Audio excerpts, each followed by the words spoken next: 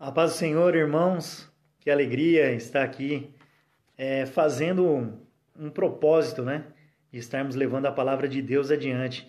E muito feliz de saber que tem pessoas chegadas a nós, que está nos apoiando, nos incentivando aí. Pessoal lá do Paraná, toda a nossa família, tio, tia, primos, os nossos avós, um beijo para vocês. Que Deus continue abençoando a vida de vocês. Pai, mãe, avó aqui, o Pedro, a Helena estão assistindo também. E Paulinho, que alegria, rapaz, ver você aí na live, aí, participando. Muito obrigado, viu? Tenho uma admiração muito grande por você. Crescemos juntos da primeira à oitava série. Então, tivemos longos anos aí, juntos. Aprendemos bastante e fiquei mais feliz ainda de saber que você se tornou essa pessoa tão maravilhosa e tão usada por Deus. Hoje, pastor, teólogo, que Deus continue te abençoando, a você e toda a sua família. Parabéns pelo lindo trabalho. Hoje eu gostaria de falar com os irmãos a respeito de propósito. No decorrer da semana, nós participamos de algumas lives que falou a respeito de propósito na área profissional e são pessoas muito... Olá, pessoal, voltou aí? Tivemos um travamento aqui. Então, no decorrer dessa semana, nós tivemos aí participando de algumas lives de pessoas que nós admiramos, pessoas muito cultas e aprendemos muito, somou muito para nós. E hoje eu gostaria de falar a respeito de propósito na vida espiritual, na vida de um cristão. E o texto base é em Isaías 53, capítulo de número 53, versículos 6 e 7, que diz assim: Todos nós andávamos desgarrados como ovelha. Cada um se desviava pelo seu caminho, mas o Senhor fez cair sobre ele a iniquidade de nós todos. Ele foi oprimido e afligido, mas não abriu a sua boca. Como um cordeiro foi levado ao matadouro, e como a ovelha muda perante os seus tosquiadores, assim ele não abriu a sua boca. O Senhor Jesus, que é o padrão que deve ser seguido, o nosso maior exemplo é o Senhor Jesus. E o que significa propósito?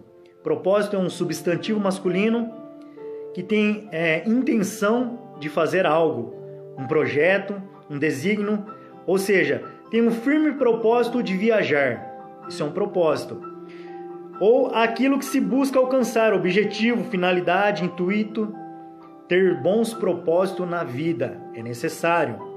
Aquilo a que alguém se propôs ou porque se decidiu, uma decisão ou determinação ou uma resolução. Mas o maior propósito de todos foi cumprido ali, na cruz do Calvário. O Senhor Jesus, a palavra nos diz que ele foi oprimido e afligido, mas não abriu a sua boca. Ele tinha um propósito. Ele tinha um objetivo. E o interessante, hoje eu estava ouvindo um louvor dos Livres para Adorar, e na ministração o cantor ele dizia assim: não foi o pecado que matou a Jesus e muito menos o diabo.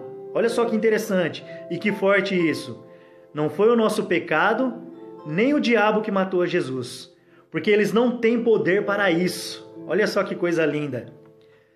Foi a escolha de Jesus, o firme propósito dele. Ele tinha o poder para matar ou morrer. E ele escolheu morrer. Porque ele tinha o maior de todos os propósitos: vencer a morte e nos dar a salvação. Escolha, propósito e amor.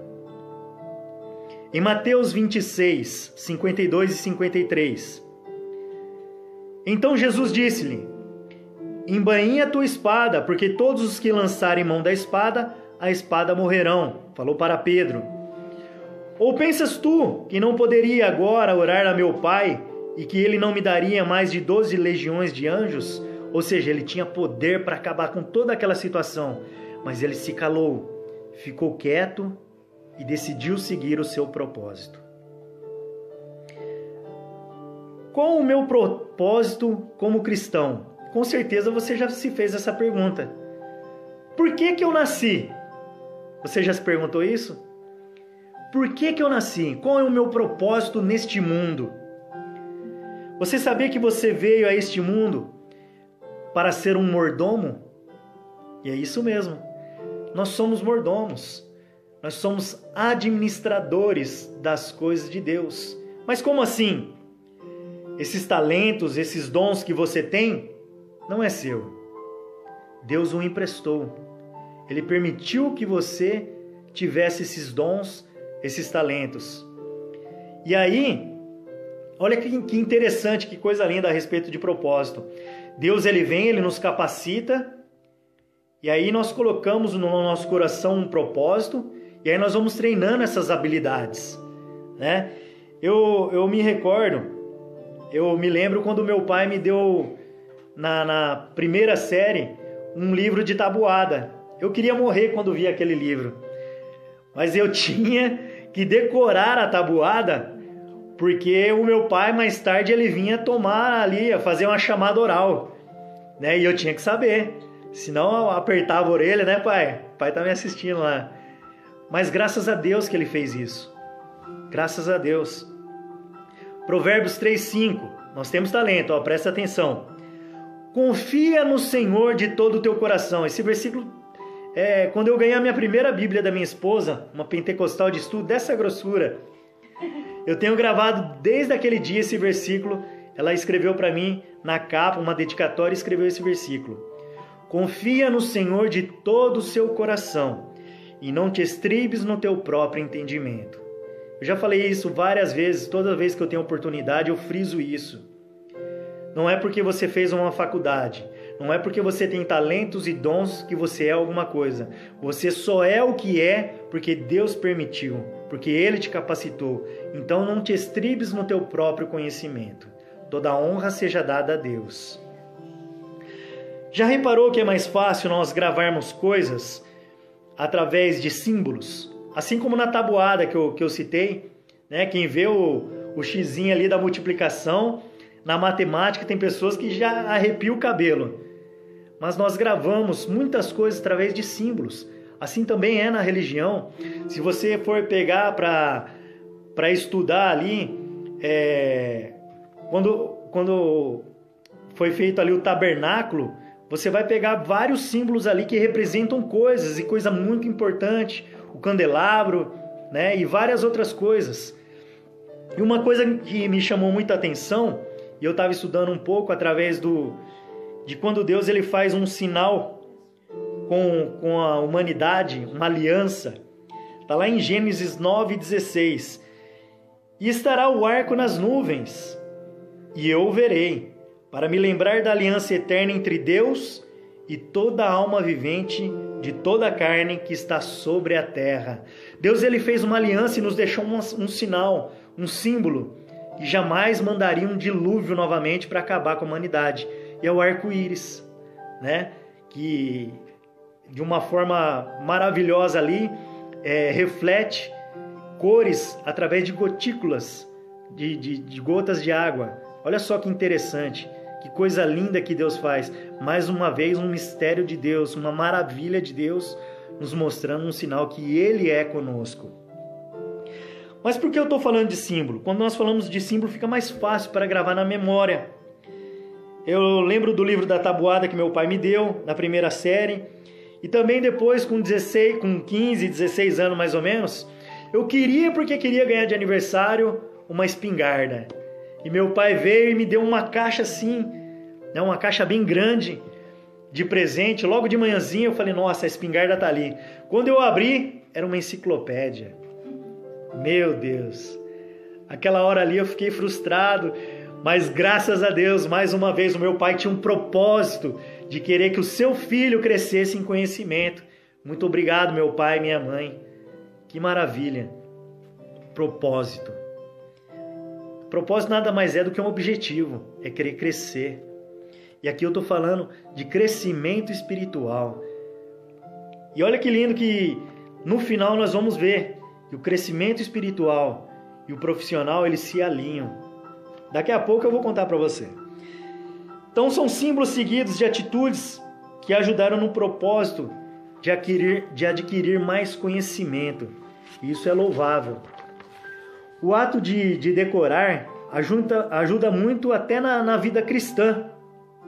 Porque se você pegar um judeu assim, de raiz mesmo, vamos dizer assim de uma forma bem simples, o judeu puro, de raiz, se você for conversar com ele, ele vai saber todinha a sua árvore genealógica. Você conhece a sua árvore genealógica? Você sabe o nome do seu tataravô, por exemplo? Olha só. Então um judeu, ele sabe. Ele vai contar toda a sua história, toda a história da tua família e a história de toda a sua geração, até mesmo antes de Cristo. Mas através de símbolos que ajudam a decorar. Essa é uma forma de alcançar alguns propósitos. Daí a importância de ter propósito e de não se apartar da palavra de Deus. Salmos de número 119, versículo 8 do 8 ao 11, diz assim: Eu observarei os teus estatutos, não me desampares totalmente. Salmista dizendo: Com que purificará o jovem o seu caminho? Observando conforme a tua palavra. Com todo o meu coração te busquei, não me deixes desviar dos teus mandamentos. Escondi a tua palavra no meu coração para não pecar para ti. Esse é o propósito na vida do cristão. Isso daqui é uma luta constante, uma luta diária. E nós devemos o quê? Guardar essa palavra no nosso coração para que nós possamos colocar em prática e não venhamos a pecar. Foi um propósito maravilhoso que nós lemos aqui. A Igreja Casa de Oração, por exemplo, fez um propósito de transmitir as lives enquanto tiveram esse momento de pandemia, né, que nós devemos, ainda não devemos ter os cultos abertos aqui na cidade, né, para toda a igreja. Então ela colocou um propósito no seu coração de estar transmitindo a palavra através dessas lives. Claro que talvez por força maior algum dia possa ver que não, assim como já aconteceu, né? E um dia não teve a live, mas eles estão firmes nesse propósito, de manter esse propósito até o fim dessa, como que eu posso dizer aí? Quarentena. Dessa quarentena, né? Então, quando você tem um propósito, isso trará algo bom para você e para o seu próximo. Uma sociedade e até uma nação ou o planeta. Talvez o teu propósito, ele pode ajudar muitas pessoas. E isso é maravilhoso aos olhos de Deus. Mas o maior de todos os propósitos já presenciados na humanidade foi quando Jesus se entregou por amor, por mim e por você. Isaías 53, 6 ao 7, mais uma vez. Todos nós andávamos desgarrados como ovelhas, cada um se desviava pelo seu caminho. Mas o Senhor fez cair sobre ele a iniquidade de todos nós, fez cair o pecado de todos nós sobre ele.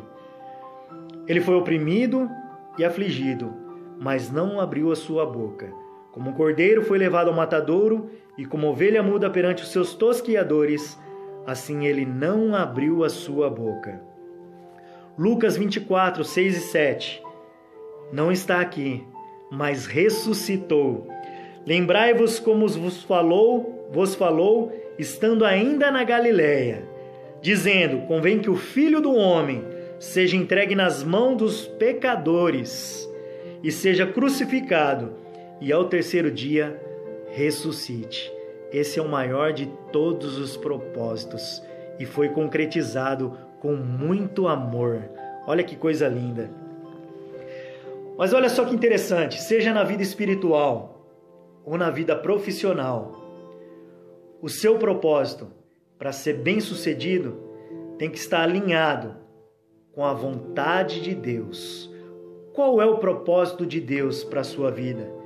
Você já orou e perguntou para Ele? Quando esses dois propósitos se alinham, o sucesso, sim, é garantido para a glória de Deus. Que coisa linda, né? Qual é o seu propósito? Que Deus continue te abençoando e que a boa, perfeita e agradável vontade de Deus esteja sobre sua vida.